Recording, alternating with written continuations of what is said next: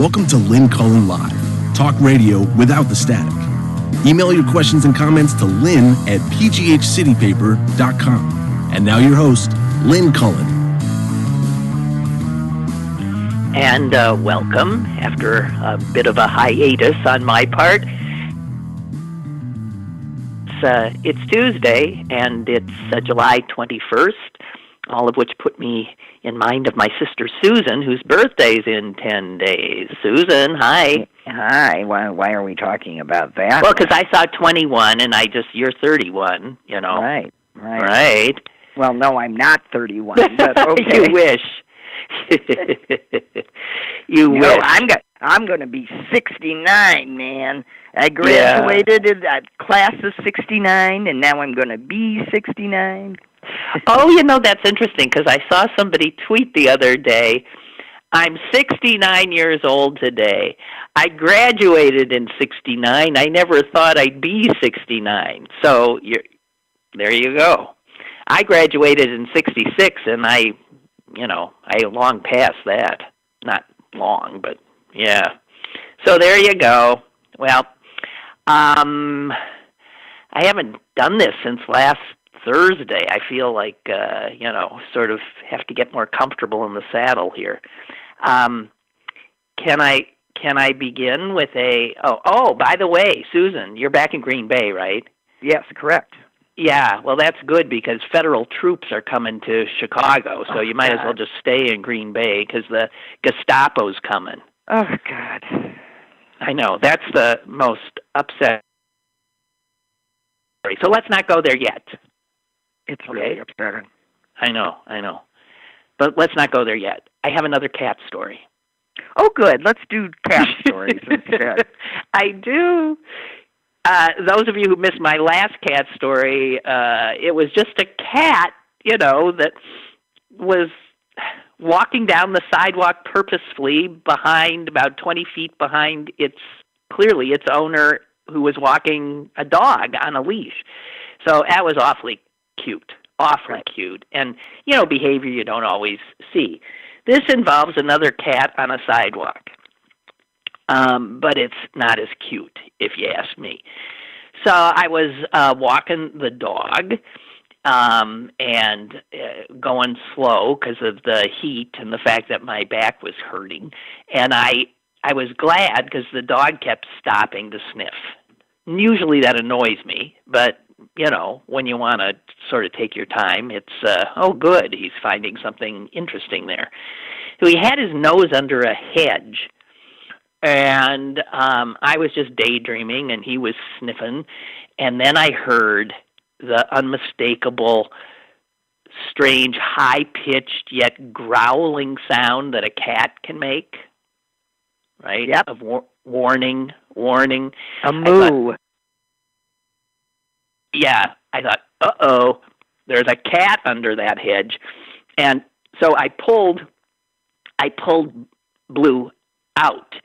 And as I pulled Blue out, a dog in the house that was right there on the front porch starts barking at us. Blue jumped at that.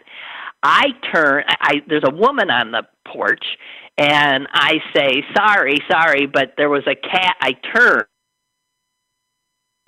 and the cat has emerged, and it's big, and it's coming right for us.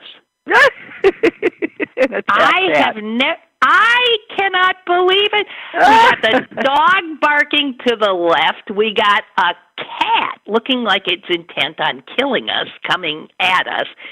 And I said to the woman, I'm sorry, but there's a cat. And it's, my God, this cat. And she looks and says, oh, yeah, he's very aggressive. And I'm thinking, that'd be one word for it. And I said, Blue, come on, let's get out of here. So we start walking much more rapidly up the sidewalk. I turned to look over my shoulder, and damn if that cat wasn't just coming down the sidewalk after us. And it had a look on its face like, I'm going to kill you. I'm not kidding. This was menacing. And I realized the absurdity of being a large human being with a dog who is certainly a lot bigger than that cat, and we are running in terror from the cat. And I was actually afraid. I was aware that You're not wrong. That cat could have sprung at you with claws out and done real damage. I was very much aware that there was some danger here. And so I keep moving and moving and moving. I keep looking over, and that cat just keeps coming. And, man, it was like Jaws. Whose cat is that? I don't know. I don't know. Someone should call the animal control. Yeah. I'm not kidding. What's the Jaws theme? The cat just kept coming. And I finally thought, I got to make a stand. So I turned and looked as big as I could look. I put my arms out, and I hissed. I went, it stopped. It stopped. I said, you go away, go away. And then I turned and started back, purposefully walking away with the dog. And I turned, and of course, the cat was following you. Yeah, still coming. And we're coming up to an intersection. And I'm thinking, I got to cross that road. And if that cat crosses this road, I'm dead. I'm dead. It put us up against the fence of a big cemetery. And so we run across the road.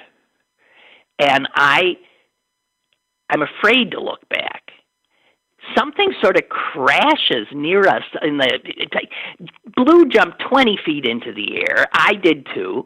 And I don't know I still don't know what that was. But I turned, and the cat had stopped.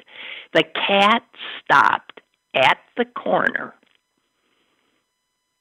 It sat and watched us until we were out of sight. I kept looking back, and that damn cat. So it literally chased us off its... It's a guard cat. Off its territory, off its block. What kind of a... It's like, I don't think of cats as doing something Tell like that to a lion. Jesus, God. My God. Woman's offhanded. Oh, yeah, he's aggressive. I'm thinking, you know that, aggressive. Maybe it's her cat. I wonder. Well, she didn't seem to try to rein him in. I think she was just laughing at us and, trying to get her dog under control. God almighty. God almighty. I was really, my There's heart nothing was worse than having to run with a dog when your back hurts. Let me just start with but that was when there's a rabid cat on your tail. Unbelievable. You would think walking the dog was a benign activity. Jesus. Boy, not in Chicago it isn't. It's so different walking a dog in a city and walking... Yeah. In Green Bay. Mm-hmm. And it was so hot this weekend. Oh, God. And I was just amazed at the number of unmasked people out on the sidewalks, and thinking, sure, it's hot, but, put on a mask. Well, I had across a mask, the street but from me, there were parties, being held by 20-somethings on their balconies. And I wanted to throw Molotov cocktails at them. Wow. Yeah, when I see large groups of people, I wonder, are you all related and live in the same house, or are you just being stupid? I don't know. Well, they're mostly 20-somethings that are just partying. They're just tired of being locked down, and I'm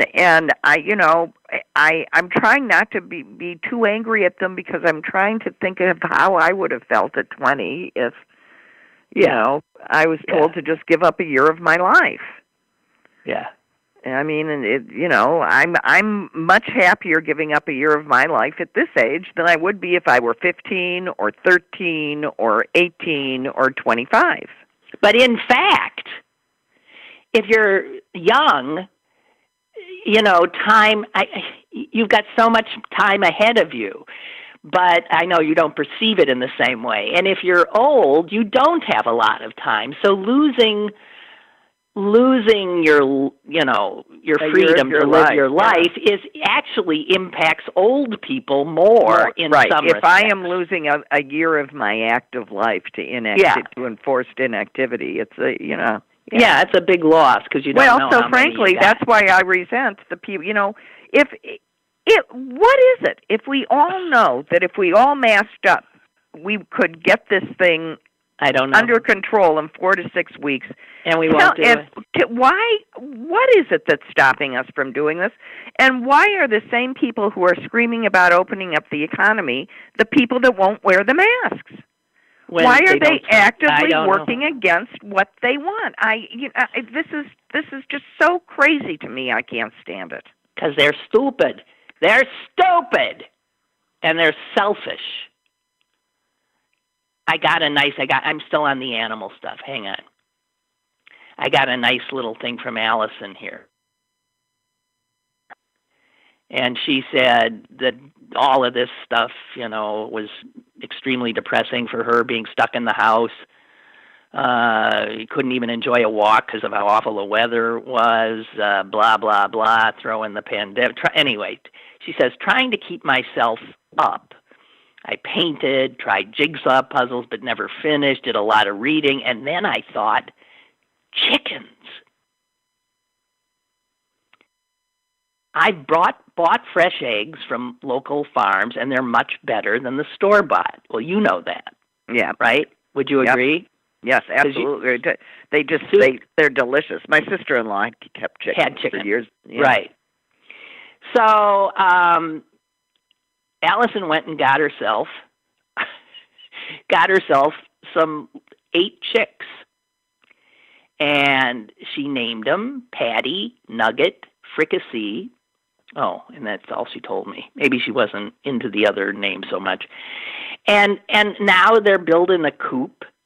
And she's really into it. And so she sent me, she's gotten really into chickens. So she sent me some little-known chicken facts. I'm going to share some, okay? Okay. There are more chickens in the world than people, which doesn't surprise me. Since we eat them so much, they got to keep. I don't know. We eat 6 a week. Anyway, in fact, it says globally, chickens outnumber people 3 to 1. Okay.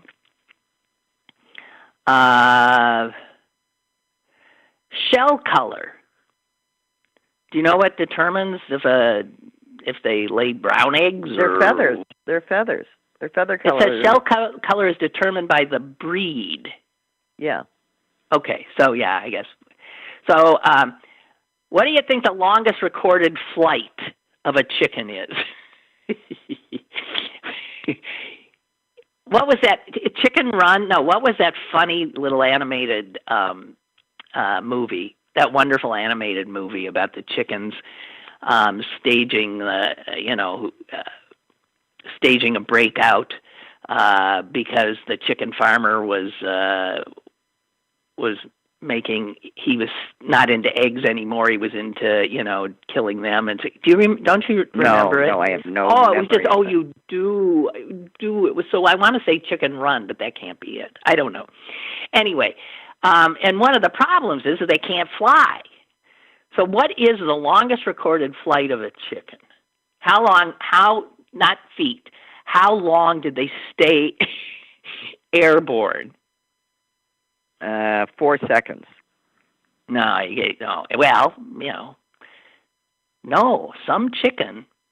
I mean, this is the only chicken who was flew for like a minute. No. It's in between those two.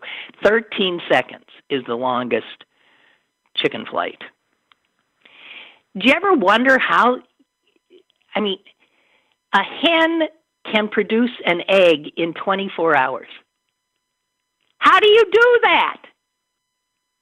How exhausting. It's not the production of the egg itself. It's letting it out. But how do you do that? Amy says it is Chicken Run. You got to watch that. It's the cutest movie ever. So it says here that, hens take 24 to 26 hours to produce one egg, and they take a half-hour break after they produce that egg, 30-minute break, and they start all over again. Good God. Well, it's no wonder that we've domesticated chickens and started eating their eggs. I mean, they're plentiful, and they're nutritious, and they're good. But especially the ones at home, and especially if you feed them with things like organic berries and leftover vegetables, which is why my sister, they just ate, their organic vegetarian food scraps. Huh. Well, here's more about brown eggs, too. Chickens that lay brown eggs have red earlobes. Who knew chickens had earlobes? Oh, yeah, sure they do. What do you mean? Well, if you look at a chicken, they do. All right. I'm almost done here. Roosters cannot crow if they can't fully extend their necks. So a rooster with a neck spasm ain't gonna be able to crow. Okay. Good God, it takes 4 pounds of feed to make a dozen eggs. Well, it won't taste as good as if you feed them kitchen scraps. Okay, if you're just feeding them feed, they're going to taste exactly like eggs, that you get from the supermarket. Yeah. What makes them taste good is their diet. I only have 2 more facts here, and they're both about individual chickens. One is named Kentucky, and Kentucky is no longer with us, but it was a chicken that hatched from an egg that had been incubated in space aboard the Space Shuttle Discovery. So, I don't know, did they think he Zero gravity didn't affect the development No, of the egg. Kentucky lived out his life at the Louisville Zoo. Okay, and finally, unbelievably, Mike the headless chicken. Says here he lived for 18 months after being decapitated. How the hell is that possible? His brain was in his neck? What this doesn't make any sense. Wait, I'm going to try to get more information on that one. Yeah! Oh my God! There's a picture of him! Oh my God! Check him out on Wikipedia, Mike the Headless Chicken. Oh, I can't stand it. Why didn't they put him out? Oh, God. What? He lived for 18 months after his head had been cut off. It was thought to be a hoax, and then the guy who owned him took him to the University of Utah, and it was a fact. Oh.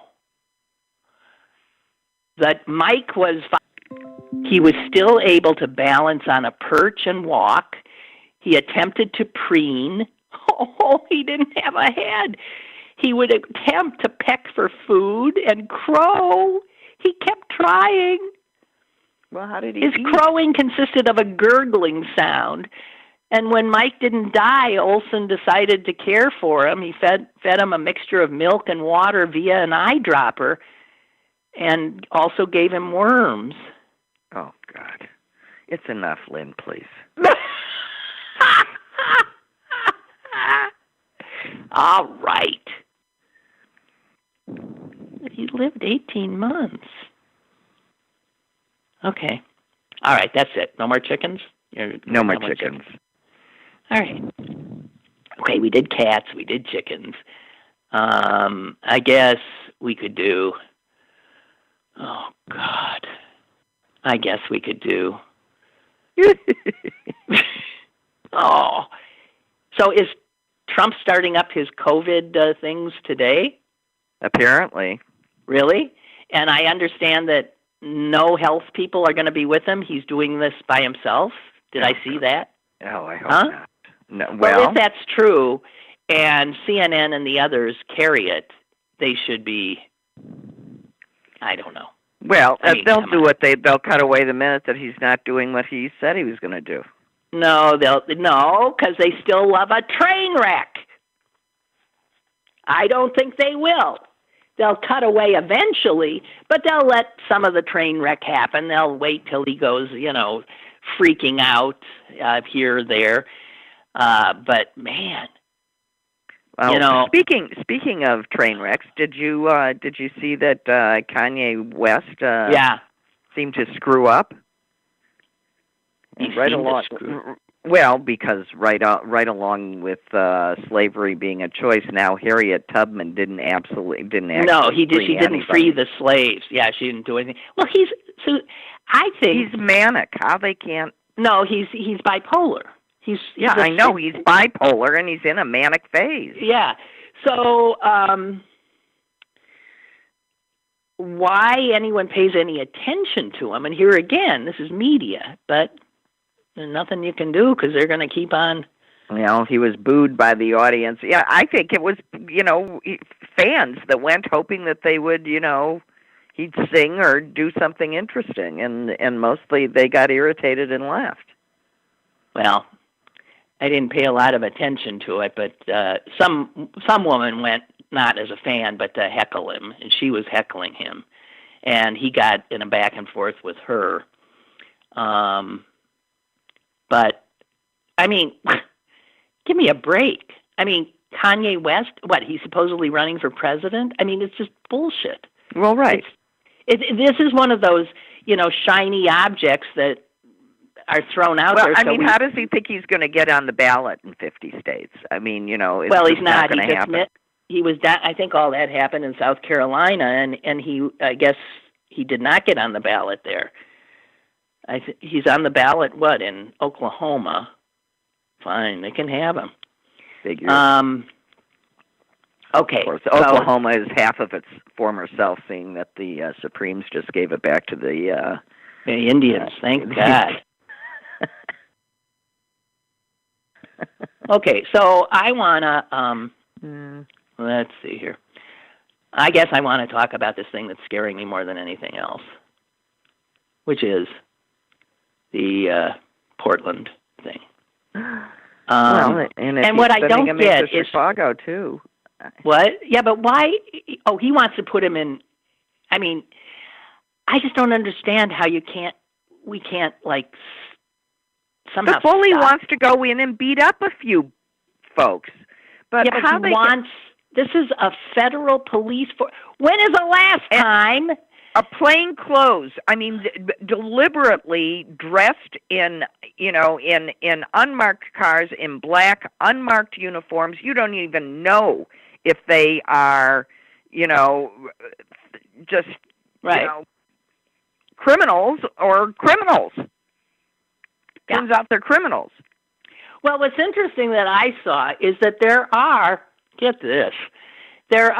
more than 80 federal law enforcement agencies that have essentially armed forces available to them, that have some armed force. 80.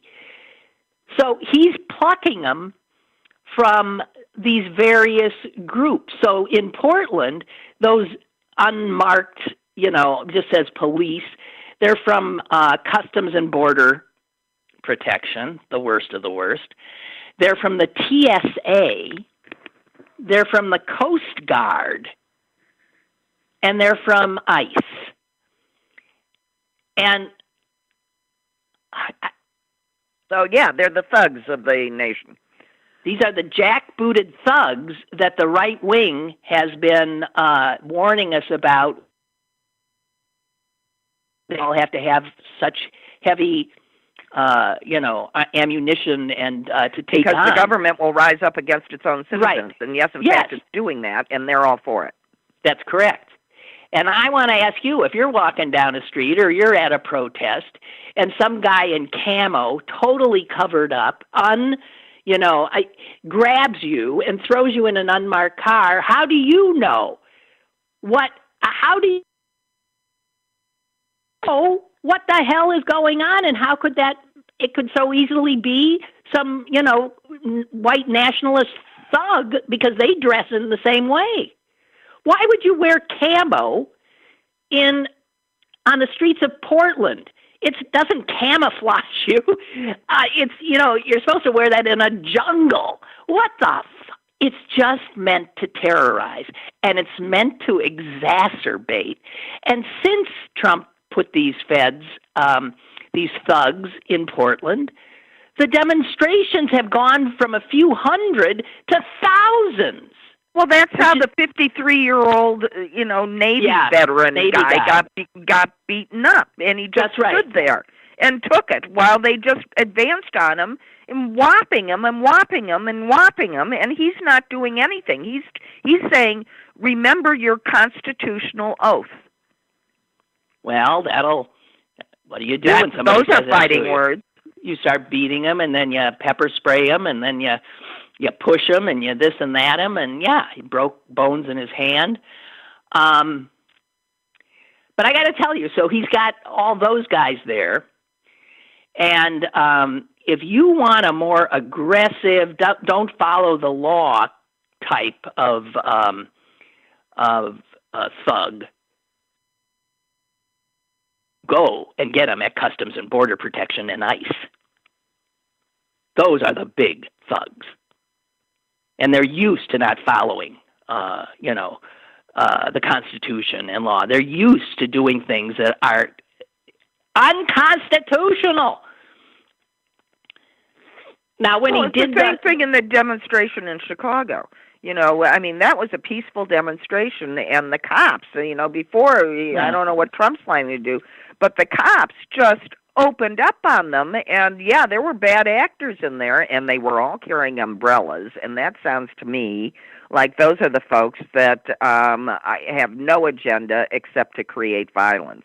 Right. And they turned that peaceful protest, but the cops responded by pepper spraying the whole crowd, confiscating. People were standing there with their bikes, just watching, and the up and ripped the bikes out of their hands and threw them into piles. They're like piles of 70 bikes. They took they confiscated all their personal stuff.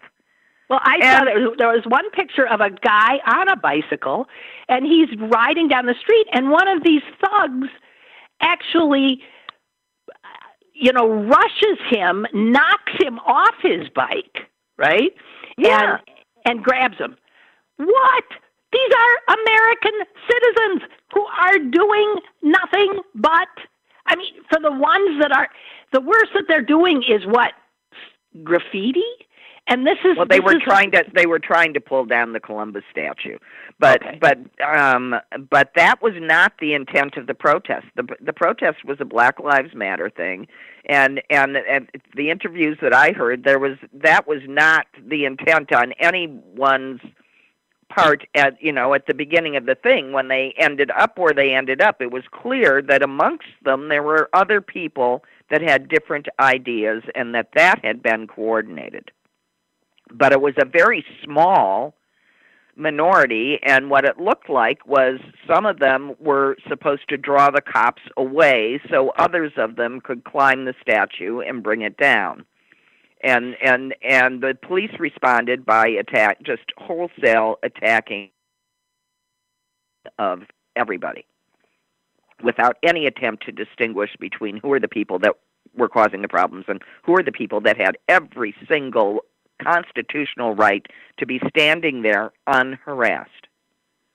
What I don't, so you have the, I guess the Attorney General of Washington State suing now. I know the ACLU there is on this, but I'm wondering where's the Congress? Where is, this cannot stand. Steve Schmidt, someone's introduced a bill that you can't use, you can't use the military, but this isn't the military. It is not the military, but he's attempting to take an interior people who are meant to guard borders, and he's bringing them into the interior of the country and using as a police force on American citizens who, are not, I don't know. Steve Schmidt, who ran McCain's campaign, tweeted this. I mean, he's clearly, he's just beside himself. He says, the governor of Oregon should deploy the state police and the National Guard and arrest these paramilitary forces operating without identification, snatching Americans off the street, stuffing them into unmarked vehicles. We live in the United States of America. We're watching a secret police forming before our eyes. It is an abomination. Yeah. Yeah? Yeah. Yeah. That is correct. So I just can't believe there's not more. When I see the news, it maybe gets covered, halfway through. I think it's a huge story. Yeah.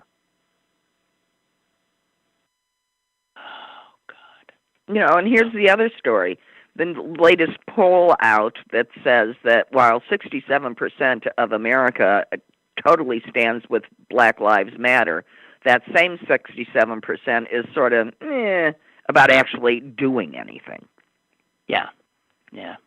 Well, progress comes very, very grudgingly. Too slow. And way too slowly.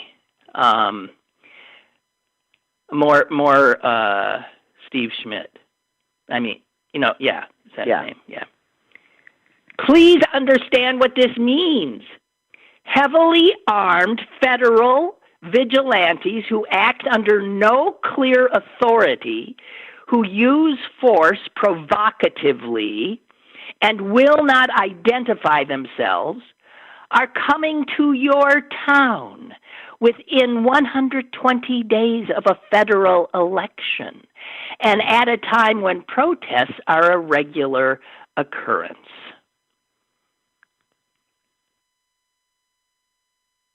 Where's the Attorney General of the United States? He's behind this. They're heavily armed. They are not just defensive. They are offensive, roving offensive forces.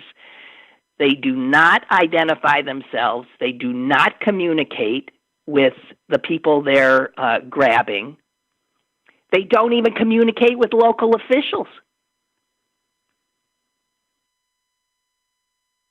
All of the kinds of protocols that any, this is Trump's Gestapo forming. And if you think it ain't, you're nuts. Joaquin Castro said he's particularly troubled that Trump picked, the Border Patrol people to be the ones to do this, because it is a very problematic agency, says Castro, in terms of respecting human rights and even respecting the law. And an expert in authoritarian governments, a professor, I forget where he's from, his name is Snyder, wrote a book called On Tyranny.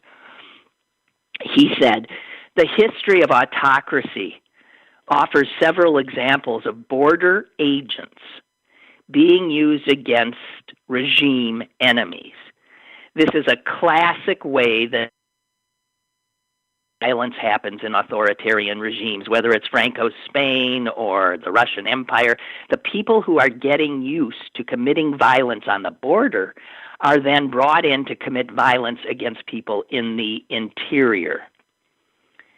And yeah, and Castro has this same concern that I thought of as well. And since these guys are dressed as they are and are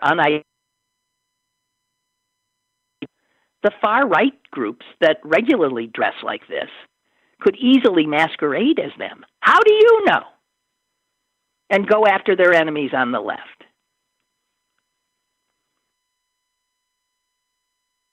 Now, Pelosi has tweeted Trump and his stormtroopers must be stopped.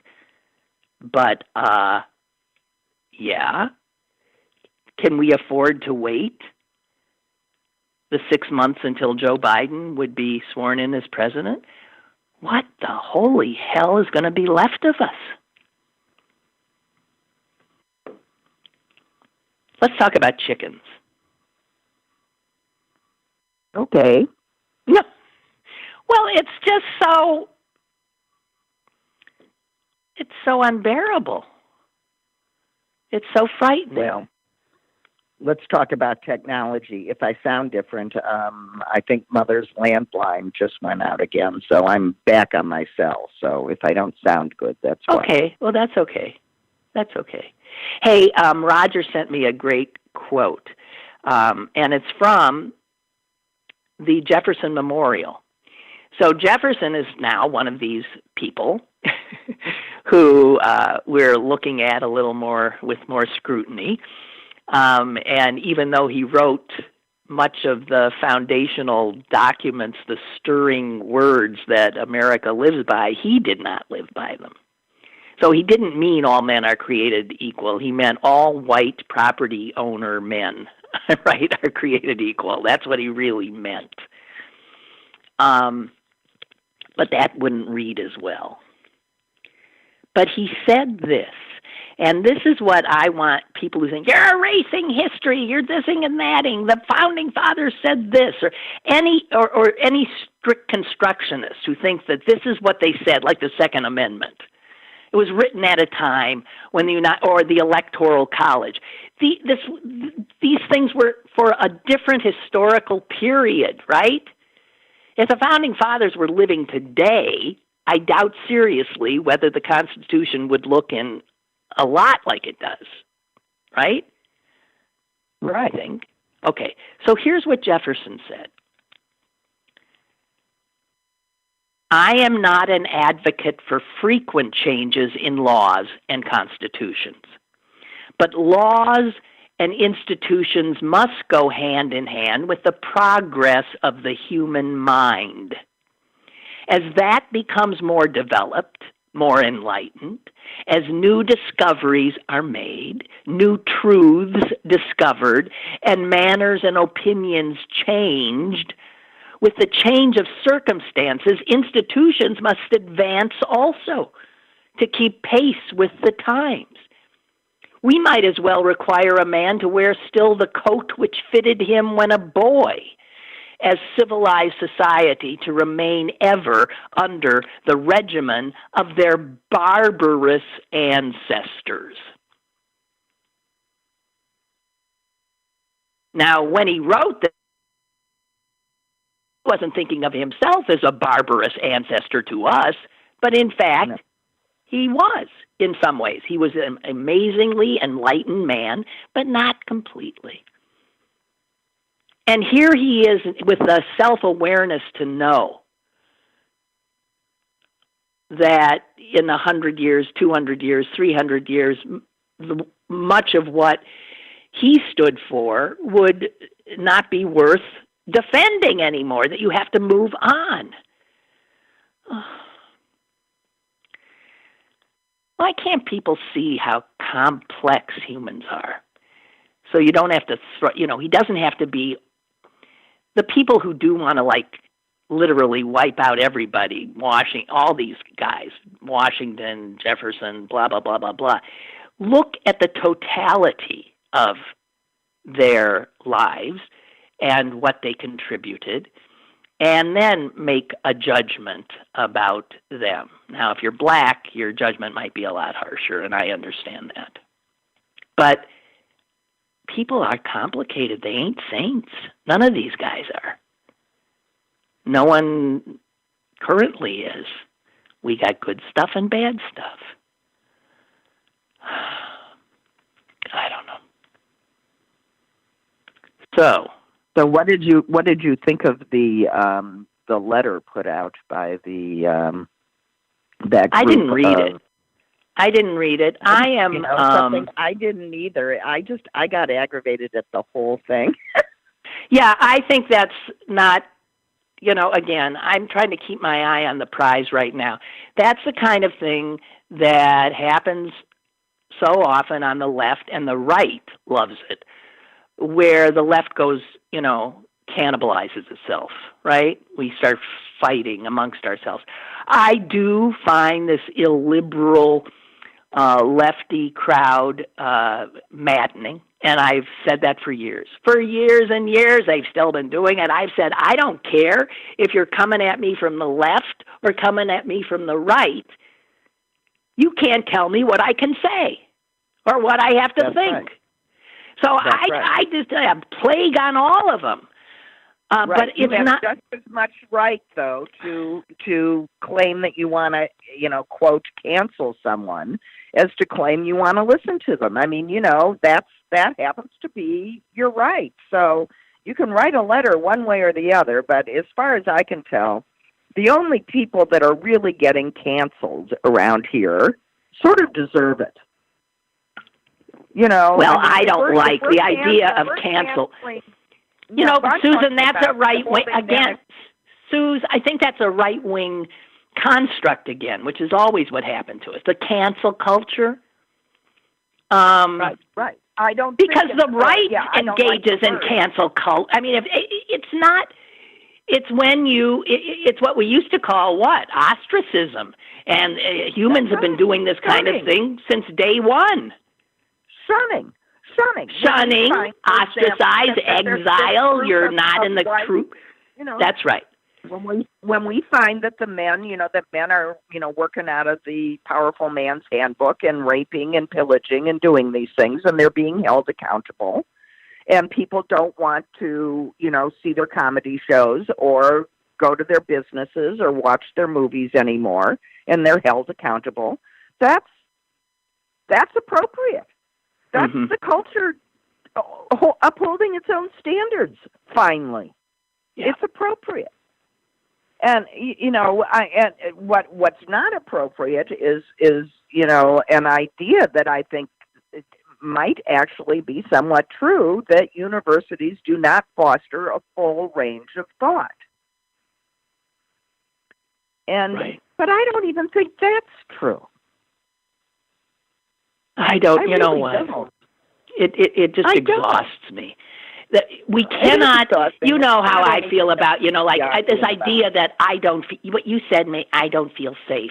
I go nuts with that stuff. Everybody just fucking man up a little bit. Excuse me for I'm sure a sexist thing, and everybody is just so. Oh God, I don't know, Susan. This is a topic that makes me berserk. It makes me berserk. Annie, Lynn, that I have microaggressed against you. Yeah, you have. See, you've triggered me.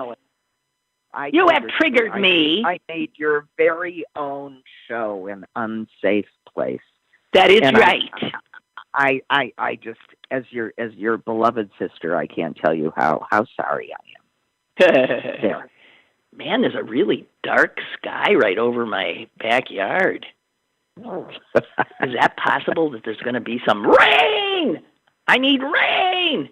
Okay, I'm going to go to a obituary now, just because it doesn't cheer us up. Okay. Yes, exactly right. I wish I could pronounce this woman's name, and I want to thank Ruth for sending this obit to me. I later saw it. It's a local obit. Dolores Zmagot. How would you pronounce? I'm going to spell this. S-Z-M-A-G-A-J.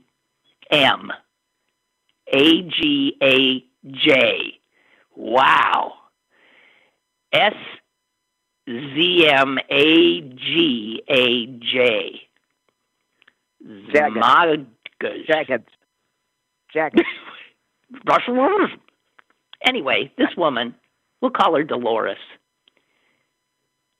She died. And she wrote her own obit.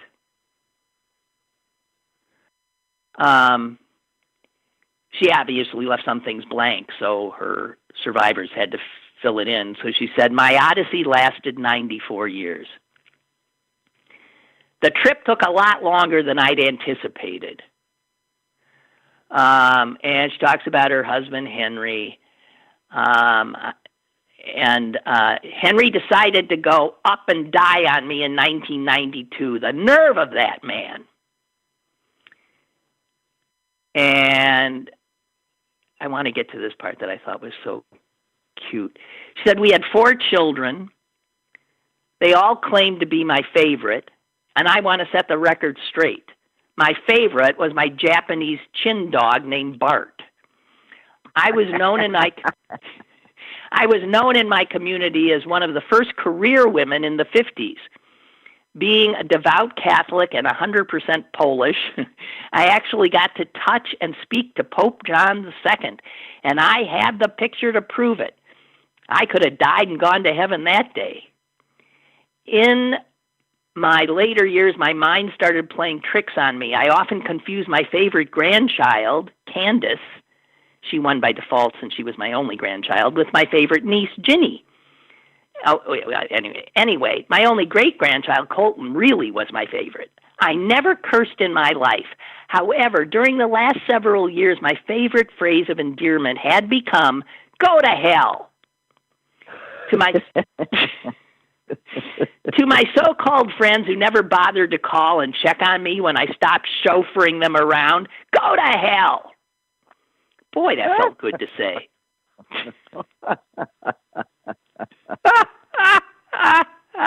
Dolores, I wish I'd known you. That's what I said. I said to Ruth, I said, I wish I'd known this old bird. She says, because I've outlived most of my family members and friends, and due to the coronavirus, services will be private. I will be buried next to Henry at St. Augustine's Mausoleum in Pittsburgh. Unfortunately, Henry was buried without his hearing aids. I'm not...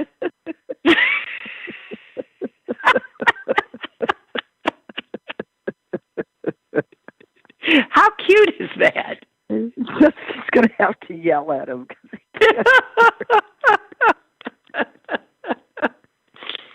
Dolores, love you. So, yeah, Dolores. I love that she sat around in her quarantining writing her obituary. I think I'll like mine. Oh, God.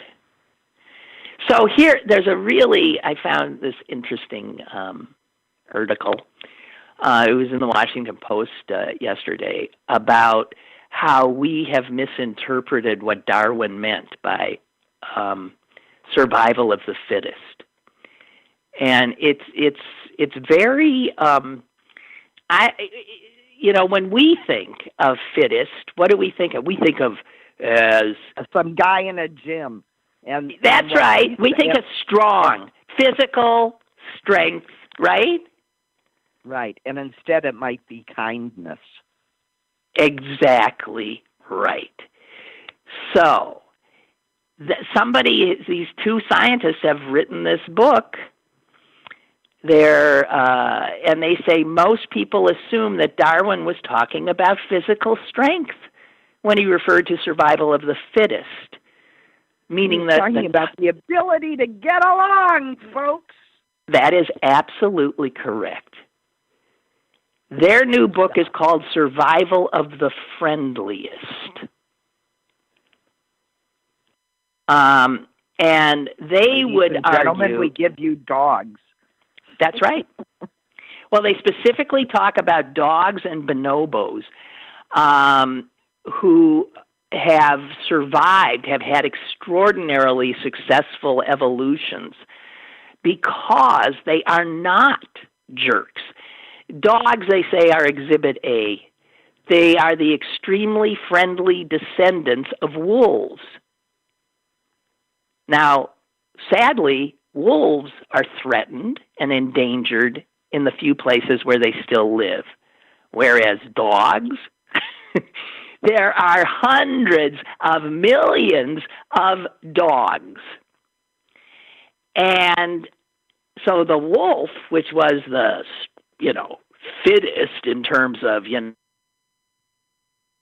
going to eat you, aren't making it. But dogs who decided to create a symbiotic relationship with humans, they're the big winners, right?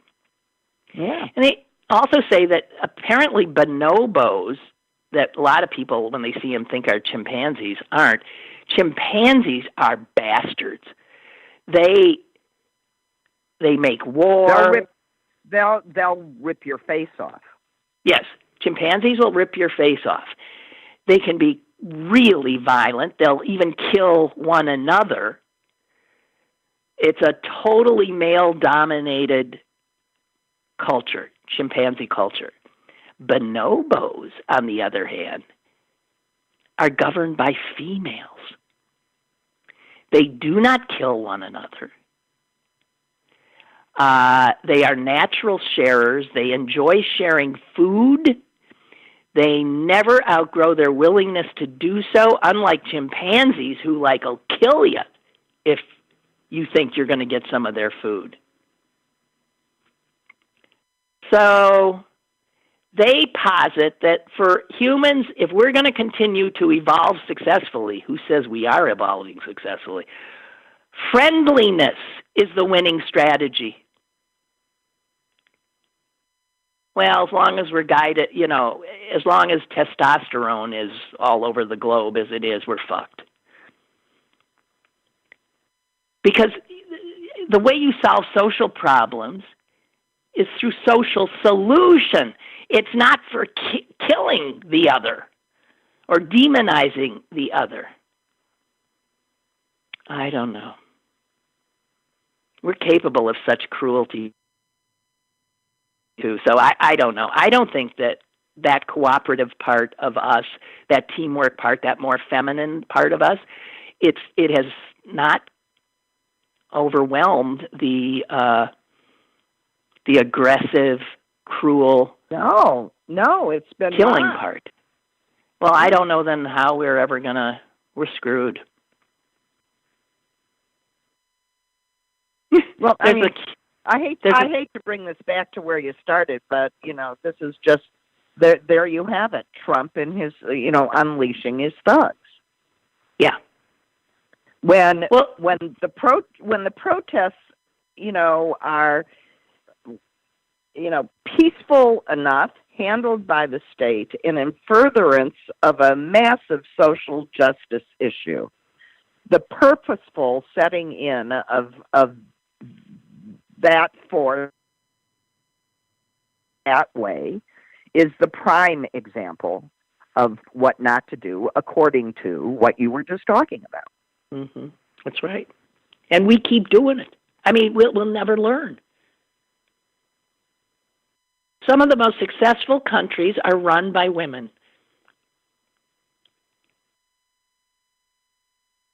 Shit. Not around here. There is the cutest picture that came with this story of a bonobo who's sitting behind the cutest dog. It says it's the bonobo's in the Congo, and it says this is the village dog. And the bonobo's holding the dog's ear. Almost looks like it's going to start chewing on it. It's holding the dog's ear. The dog's got this big smile on his face with his eyes closed. They're pals. Two kind, successful animals. It's raining here. Susan, there hasn't been rain. I have not had any rain in so long. It is, Your big black cloud was productive. Yay! Yeah, but it's already lightening up. It's not going to last long. Jeez. Oh, for heaven's sake, you sound like our mother. Well, that doesn't count. Well, it won't. I need a good soak because it's not going to count. Come on. Son of a... No, it's light as hell coming right at me. Really, it is going to last for 2 seconds. So, gratitude, Lynn. Practice gratitude. All right. Instead of enjoying that brief moment of respite with rain, You simply screamed more, not enough. Well, I got news for you. I'm right. I know. I hear what you're saying, but this is just a tease. A total tease. All right, let's see here. Lynn writes, Trump is the last person who should be talking about cancel culture. Yeah, right. Jesus. Exactly. See, I mean, somebody looks at him cross-eyed and he destroys him. Right. Right. He's canceled his whole government 3 times. Yeah. Lynn writes, he is the one trying to cancel out the whole Obama legacy, cancel the ACA, cancel the environmental rules, even cancel out the Consumer Protection Agency as well as Voice of America. Yeah. What doesn't he cancel? She says, I'm sickened. Yeah. Yeah. Little Tony writes, when I read that obit the other day, I thought of you. I knew you'd like it. She must have been a very interesting lady. Hey, by the way, what did you do with all those chicken thighs? Susan, I tweeted the other day. It was 2 days ago, I think. I had all these chicken thighs in my refrigerator, and I had to, so I made this beautiful panful. It was like 8 chicken thighs, and it was black beans and tomatoes and rice, and oh God, it's such a good recipe, and jalapeno peppers, and just wonderful. And it looked so pretty when it came out of the oven that I'd never have done this in my life. I took a picture. I took a picture of it, and I tweeted it, and I said, I don't know what I said. What did I say? Look what I just made. Look, I cooked. I was going to say, look what I did. Yeah. Okay. Well, no, but the point was that there was nobody there to eat it. Right. There was nobody there to eat it. So I can't remember exactly what I said. Oh, here it is. I said, I made this tonight. There's no one here but me. And it got it says here, 57 people got it. Like, aw. I got to tell you, Tony, in regard to your question, that night I ate 3 of them. That's the problem. I was gonna say no problem. Yeah, I ate 3 of them. Now wait a minute. Yesterday, so that leaves 5. Yesterday I ate 1, so we're down to 4. And I'm going to eat 1 for lunch. I'll be down to 3. After a while, no matter how good it is, you can't take it anymore. You get tired of it. You know what's in there, too, that makes it just really good is you break a stick of cinnamon in half and you put it in, and it suffuses this with this just unbelievable sort of like cinnamony stuff along with the jalapenos, and it's like, I love stuff with a lot of, and it is good. So, yeah, they were delicious, Tony. Thank you very much.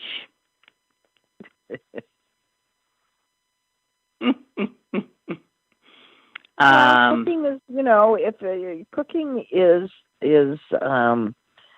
is loving and caring, and even if it's only 2 and for yourself, so go for it. Yeah, but I just looked at. This is pathetic. I just so want to share this with people. Yeah, I know. And whatever. So anyway, Paul writes, this morning on Morning Joe, they referred to Trump's revived daily COVID-19 briefings as the Clorox Variety Hour. Well, he says, I just call it his daily shit show. Well, I just don't think that it should be covered. That's all. Just don't cover it. Send a reporter. and cover what he says if he says it. Yes, it doesn't have to be in real time. Oh God, I don't know. Whatever. I tried to be more. I did cats.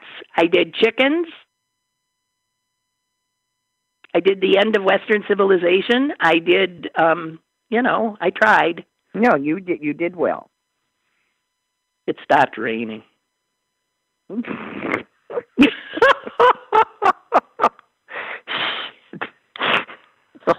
Okay, I sentence you, since it's not raining, to taking Blue for a walk in the neighborhood with the killer cat.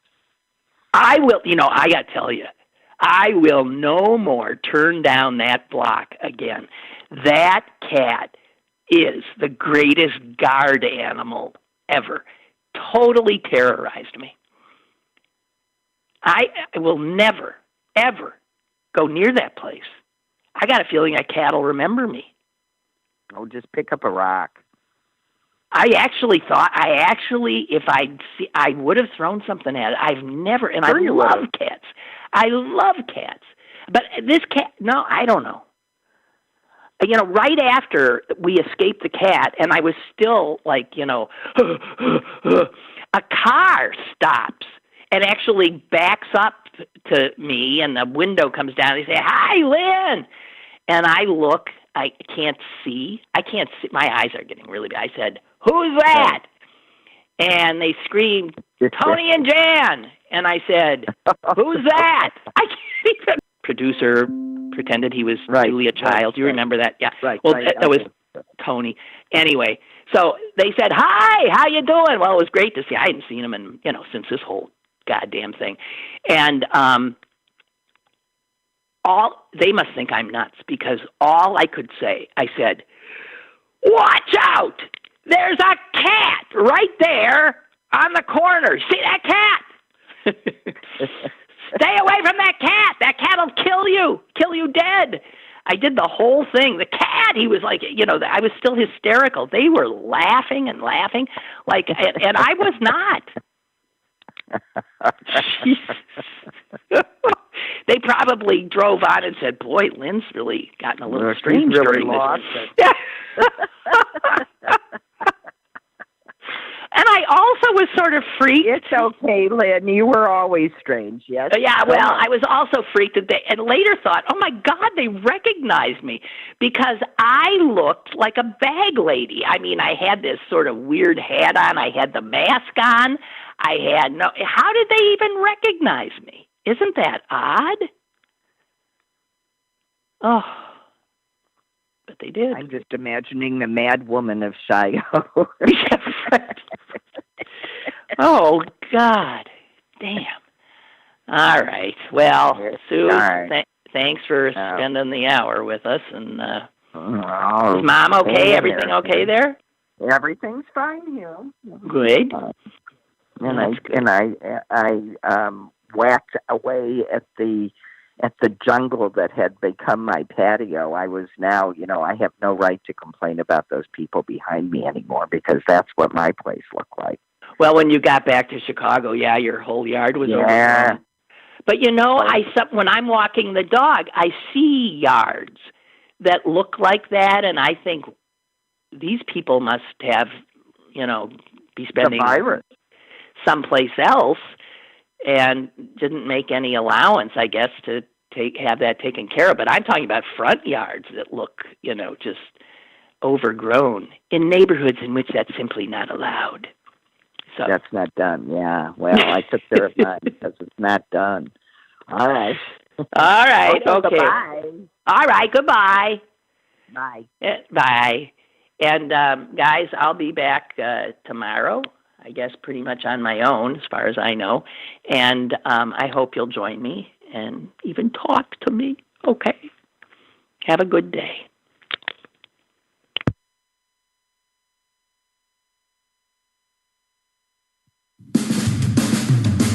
Lynn Cullen Live, Monday through Friday from 10 a.m. to 11 a.m. and archived at pghcitypaper.com. The opinions expressed on Lynn Cullen Live are those of the host and do not necessarily reflect the viewpoints of Pittsburgh City Paper or its advertisers.